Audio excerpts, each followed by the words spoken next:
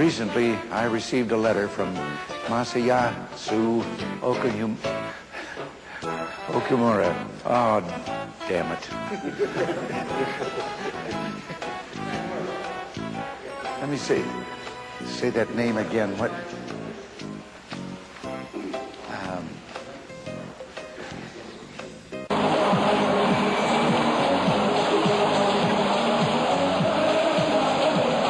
Would you like to see it again? Fine. We can make our beloved country the source of all the dreams and the opportunities that she was... Missed me.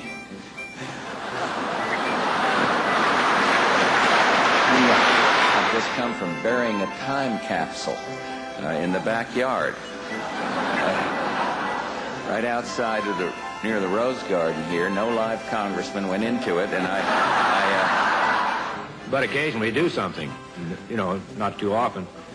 I think the House has passed National Peach Month this year, and we're going to act on it soon. Will you tell us why you think people have been so mean to you?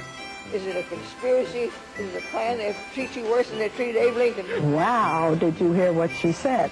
I don't know. You know one of my favorite jokes? You know that story about the guy that's walking along the Grand Canyon, and he falls off, and he's falling to hundreds of feet to certain death, and he reaches out, he sees a little twig on the side of the canyon, he saws it, and he grabs it. He takes a deep breath, and then all of a sudden he sees the roots of the twig start to come loose, and he looks up at this guy and he said, "Lord, why me? Why me? I pay my taxes. I go to work every day. Why me?" And this thunderous voice says, "Son, there's just something about you I don't like." Who knows? I will not make age an issue of this campaign. I am not going to exploit, for political purposes, my opponent's youth and inexperience. I have a lot in common with Idaho. We are both famous for the potato.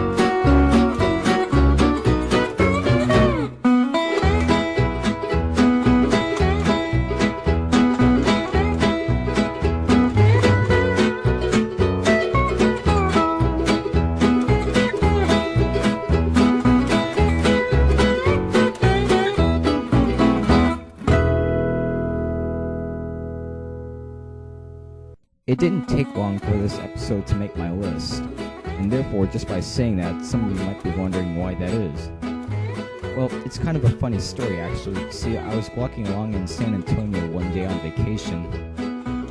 I toured the Alamo. I got to go around this mall, and long story short, I liked it. Now, to get things out of the way about Texas, let's just talk about it before we get into the episode. Well, for starters, it is the second largest state in the Union. In 1845, it became the 28th state to join the Union. It has been controlled by three countries before declaring its independence from Mexico in 1836.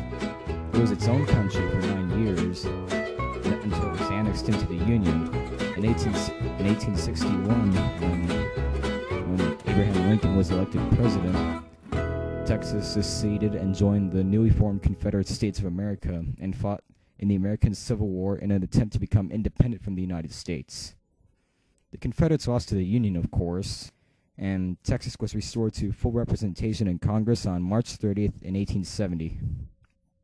On January 10th, 1901, oil was found in Texas, leading the founding of a richer economy.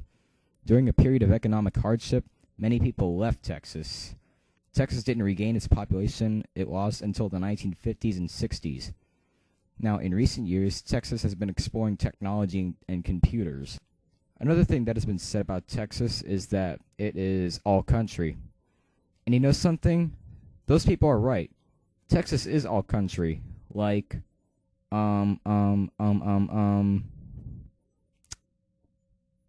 get a little more information, guys. And so, yeah, it's the second biggest state in the Union after Alaska, and it's bigger than every European country except Russia. It has mountains, deserts, plains, and coasts. Well, obviously. And now let's get on with the review. The episode begins with SpongeBob and Patrick playing dollhouse on the beach, I guess. The scene then cuts to Sandy finishing up her sand sculpture of Texas. SpongeBob asks what a Texas is supposed to be, and Sandy replies that it is just a memory. Sandy excuses herself that she's not in the mood today, and tries to go and goes to a tree dome. SpongeBob insists that they continue going, but this fails, and Sandy replies that she feels homesick. SpongeBob and Patrick take her to a tree dome, but Sandy runs inside and locks herself in.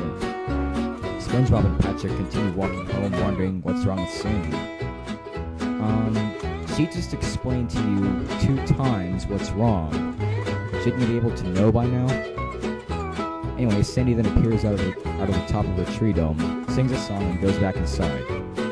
SpongeBob then realizes that it is in fact possible to bring Texas to Bikini Bottom.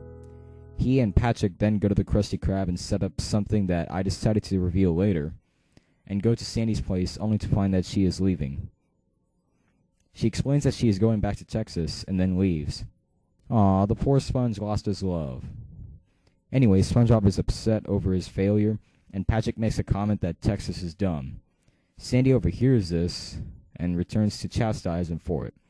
SpongeBob then figures out how to lure Sandy over to the Krusty Krab, and this happens. They start making fun about Texas. What? Anyway, they run. Then finally, Sandy catches up with SpongeBob after dealing with Patrick. Then we hear the most sexually suggestive line in the entire episode. Wow,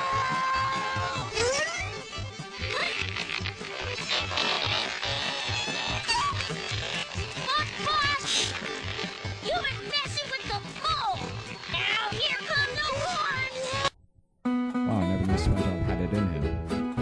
SpongeBob reveals that it was all a party with square dancing, barbecues, pecan pies, and 10-gallon hats. Wait, did I just say a party with square dancing, barbecues, pecan pies, and 10-gallon hats? Oh, I'm sorry. I meant underwater Texas. Yeah, because that makes sense. But then again, this was put together by SpongeBob out of love, and he tried his best, so appreciate what he did. And here's the ending in a nutshell. Sandy is surprised, happy, and decides to stay. The end.